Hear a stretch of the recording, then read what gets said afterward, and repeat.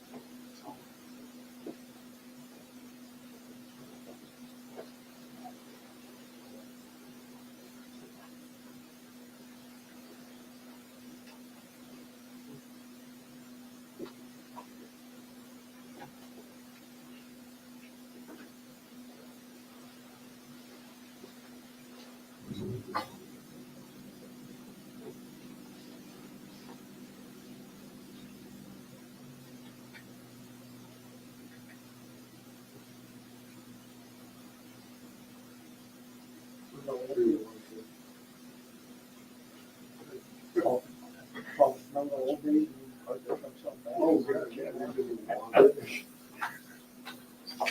You're like, oh, we can't have it, you have to go through a window sometimes with the cable.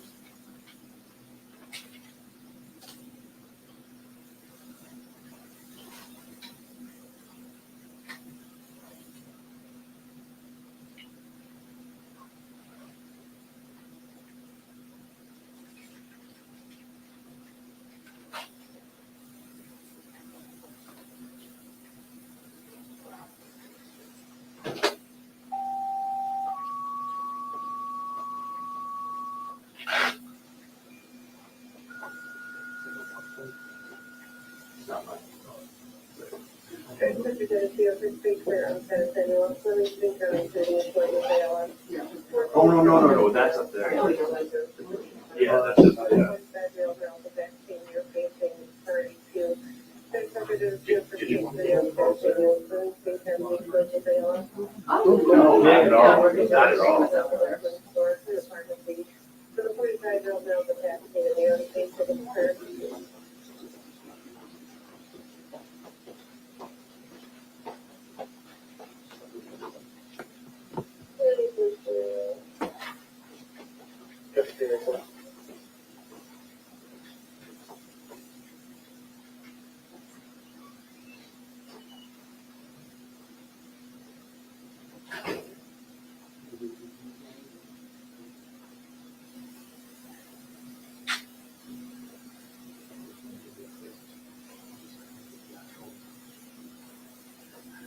I expect to be better than that.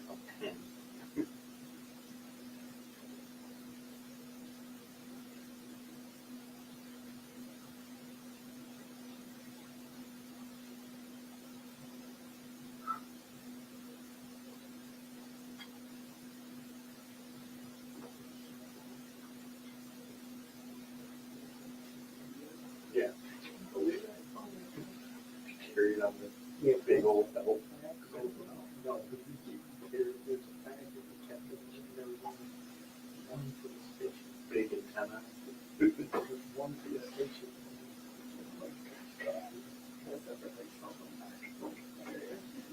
That's kind of what the fire was back then. There's a marble.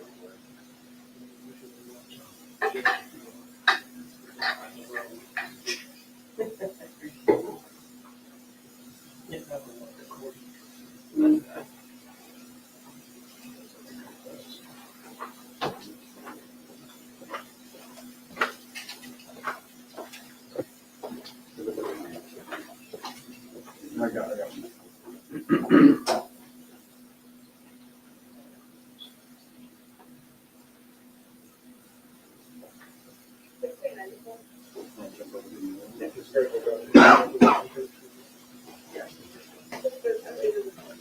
Mic check 1, 2, 3, 4, 5, 6, 7, 8, 9, 10. 1, 2, 3, 4, 5, 6, 7, 8, 9, 10. 1, 2, 3. Thank you, Bruce.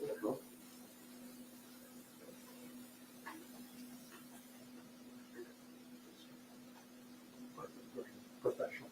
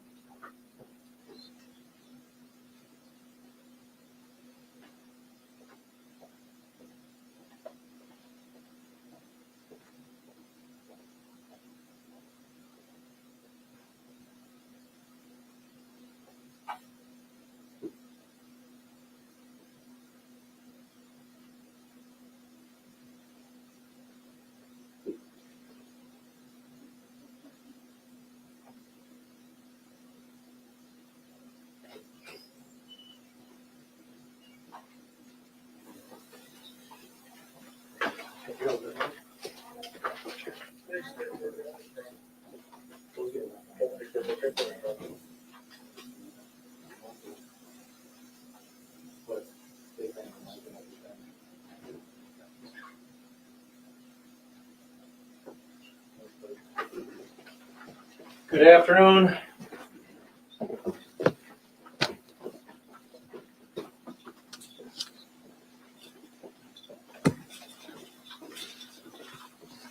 All right, I'll start with introductions, and then after that, I'll tell you kind of the series of events. Obviously, a lot of this is preliminary. You're going to have a lot of questions, as always, that we won't be able to respond to, either because we're still working through it or because of prosecution, but we'll get to that point. So I'll start left to right. This is Captain Ryan Swanson, who leads our patrol division, followed by Captain Mike Williams, who leads our criminal investigators, followed by Chief Peters from Irondequoit PD, followed by the Deputy County Administrator for the county, David Prabalka. And on the end is Chief Deputy Dan Rittenhouse, who leads our Police Services Bureau. First off, thanks for your patience. I know there's been a lot of questions this morning about what's going on at the government center or what's going on in front of the county jail. And the answer will be determined here by the series of events. It starts on Sunday, which would have been the 8th of December. There was a gentleman who left Irondequoit, which is why the chief of Irondequoit is here, at roughly 2 p.m. in the afternoon, and then he never returned. Ultimately, his family files a missing person report, and on early morning Monday, So now you're into the 9th. It enters into our realm and at the Livingston County Sheriff's Office because using technology, they were able to locate the vehicle in the village of Dansville. So for you folks that aren't familiar with the county, Dansville is the southern end of the county. We work with Irondequoit PD throughout the day trying to locate the actual missing person with no success. So you got deputies, investigators in conjunction with both of our agencies working both sides of it, both Irondequoit and here. And then last night at around 11:40 p.m., the Livingston County Emergency Communications Center, also known as 911, receives a call, and the subject said they were in the parking lot of the sheriff's office and they wished to turn in a deceased body. And then deputies and investigators came obviously to the scene, and we've been working that all night long. So this morning, I can understand there's some, like, what's going on? There's different reports of we found a body to there's somebody dead at the government center. Really, the government center had nothing to do with it. It is solely about a person bringing a deceased body to us and then investigating what do we have going on. Ultimately, we believe that person to be the missing person out of Irondequoit. So Irondequoit and our office continue to work together on this case. We've filed search warrants both for the vehicle, this immediate scene that was this morning, and also other locations throughout the county. The preliminary investigation is the victim is sustained gunshot wounds and was pronounced dead. Again, I have to be careful about how in depth I go here, but I will say at this point, the suspect is charged with felony tampering with physical evidence, which is a felony, and additional other charges will be pending as we continue to execute search warrants and gather evidence. The suspect is Richard Flegel. He's 30 years old, and the victim is Richard Flegel, who is 60 years old. It is a father-son. So with that, I will try to answer some of your questions the best I can. Go ahead. Hi, Sheriff. Isabel with News 8 here. In terms of the technology that was used to be able to track and locate that car, what about the technology in terms of just tracing back that phone call and then what happened with the actual series of events that had unfolded? Was somebody outside, when officers and law enforcement have responded outside of the building with that phone call? And had anything like that ever happened? It seems very unique. Yeah, so on the technology, I'm not going to go into that because I like when the good guys get good information and I'll say bad guys don't have all the information and technologies that we use, but technology was used to locate the vehicle on the early hours of Monday. So I'll leave the technology at that. As far as the call into dispatch saying that they wanted to turn in a deceased body, no, that's very abnormal. As you can imagine, I've never heard of that in my career here.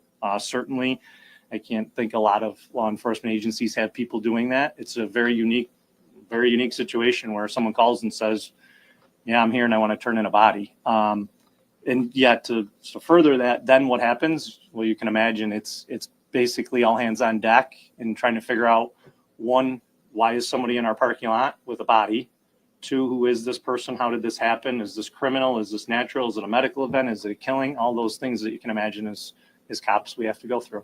So just to clarify, was that person determined that phone call had been made from this physical location, or was it called in and not determined, like, hey, I have a body up, like, in terms of just the Oh, I get your question. So you're saying, like, do we believe that the suspect made that phone call from the vehicle in the parking lot?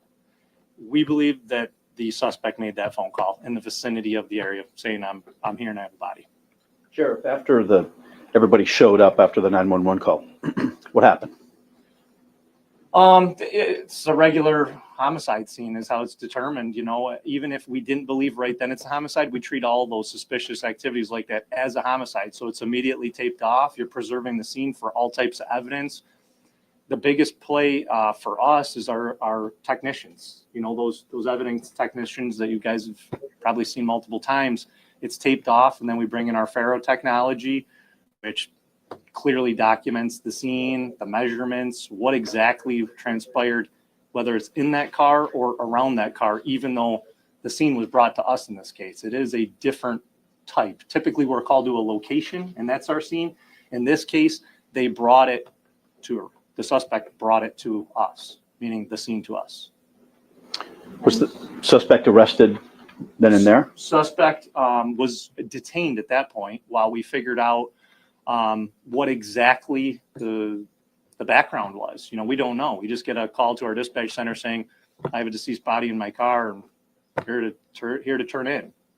So a lot of questions that needed answers. So this suspect was detained at that point, and then ultimately has been charged with felony tampering at this point. So he's being held. And again, we do expect more charges. When do you think Richard Sr. was killed? And I'm not going to go into details on that. That's stuff that our criminal investigators are putting together.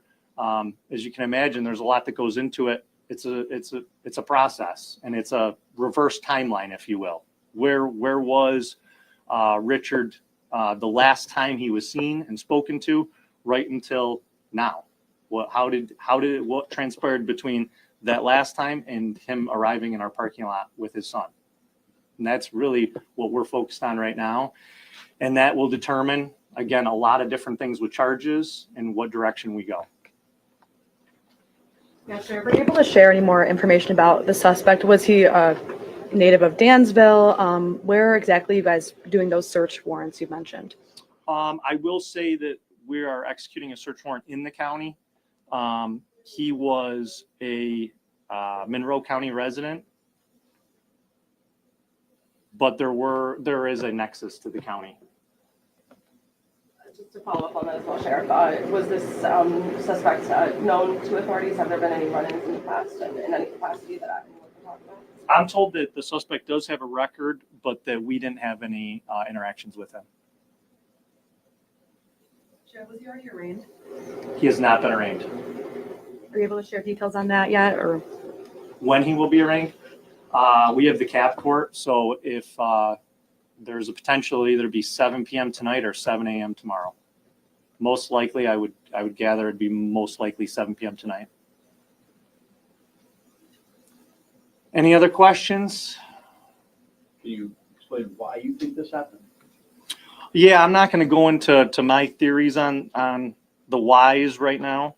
I don't think that'd be appropriate. I'd rather do what we do and collect the evidence and follow the evidence and see where that takes us and figure out, again, what does that timeline look like? Why did he come down here, meaning dad, come down here and meet son? And then what interaction occurred?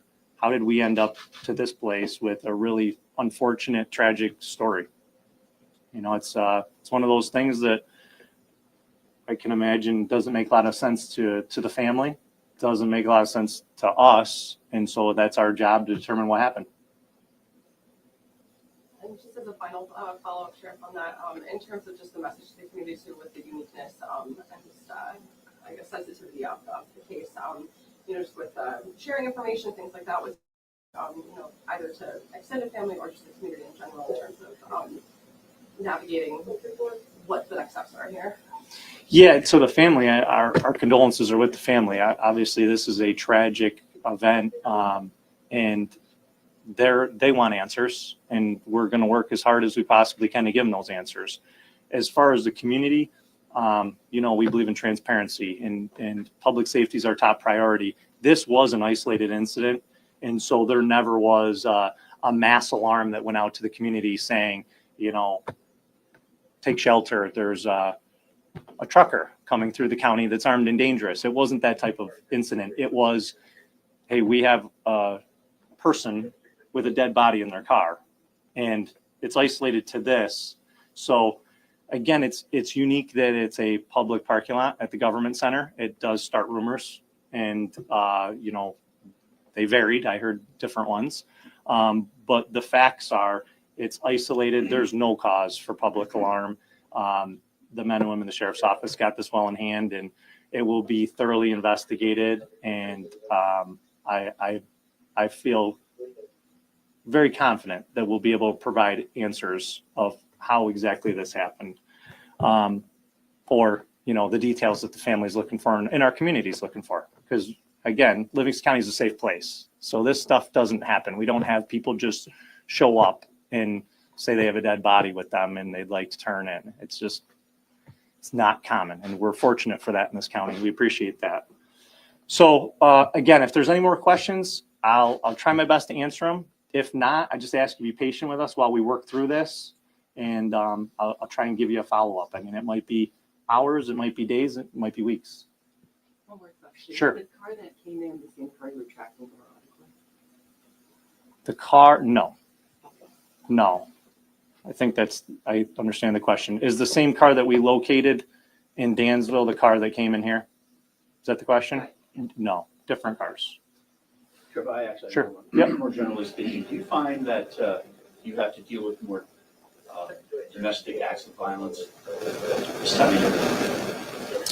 I would have to look at the statistics on that. I mean, anytime the holidays come along and families are getting together, is there the potential? I might just guess at potentially, but before I answered that with fact, I'd like to look at the data to see if we have a higher number of assaults or any type of violence around Thanksgiving or Christmas that we're now coming into.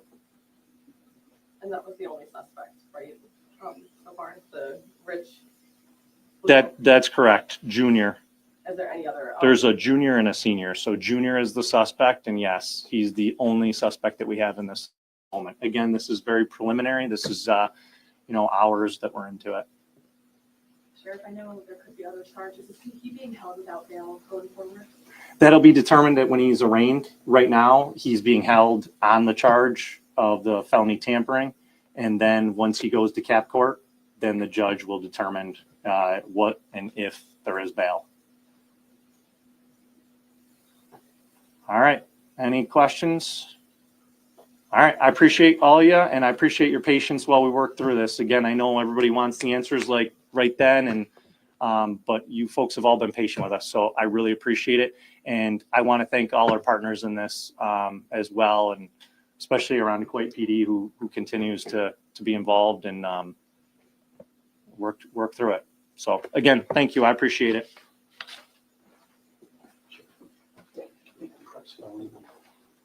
It's pronounced legal, and the spelling is F-L-U-E